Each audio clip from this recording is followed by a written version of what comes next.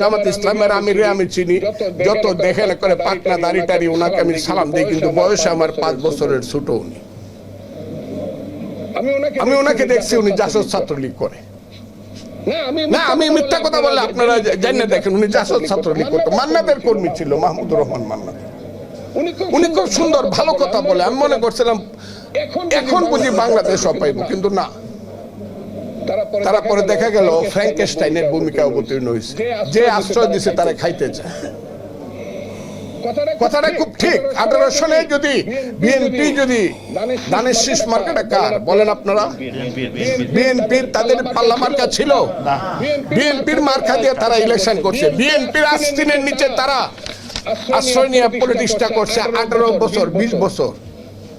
এখন যেন মনে হয় নৌকার ধানের শীষ 2 সাপের 1 বিষ নাকি। এটা কারা ছড়ায়? ইউটিউব গুলা কার?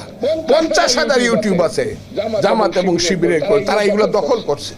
ব্যাংক তারা দখল করছে, হসপিটাল তারা দখল করছে, প্রতিষ্ঠান তারা দখল করছে। আমি খারাপ মনে করি না, বিশ্ববিদ্যালয় তারা দখল করে ফেলছে, ভাইস চ্যান্সেলর সব। আমি আমার জেলা দিয়ে বলি, আমার জেলায় একটা সিট যদি পায় জামাত, আমি মনে করবো আমার পুনর্জন্ম নিতে হবে। আমি চ্যালেঞ্জ করলাম আমার কিশোরগঞ্জ জেলার জামাত 10% ভোট পায় দেখাক।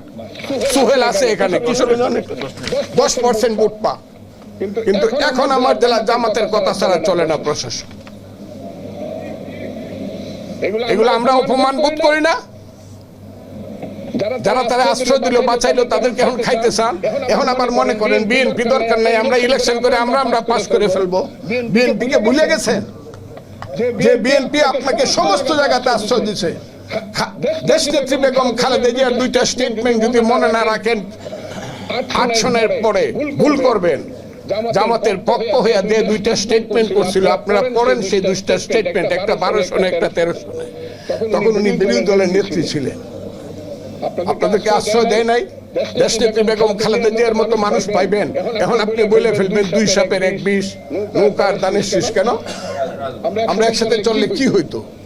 আপনারা ভালো হন, মুক্তিযুদ্ধকে স্বীকার করেন, আমরা মুক্তিযুদ্ধকে স্বীকার করব। আপনি ইসলামকে বলেন, আমিও ইসলাম স্বীকার করি, ইসলামী শাসন চান, আমিও চাই, তবে ভোট করে আসেন। কি কথাটা আপনারা মানেন কিনা? ওনারা যদি শরিয়া আইন করতে চায় আমার কোনো আপত্তি নাই। ওই যে মামুনুল হক সাহেবরা বড় বড় খুব কঠিন বক্তৃতা করে, অনেক কঠিন, এগুলো ভালো লাগে না। এই দেশে এটা মুক্তিযুদ্ধের দেশ, করুক। তারা যদি ইসলাম কায়েম করতে চায় কিভাবে করবে? লাঠি দিয়া নাকি ভোট দিয়া? বলেন আপনারা। তাহলে তারা যদি ভোট পায় আমরা তাদেরকে সেলিউট দেবো, আপনারা ইসলাম কায়েম করেন, কিন্তু ভোটটা ঠিকভাবে করেন।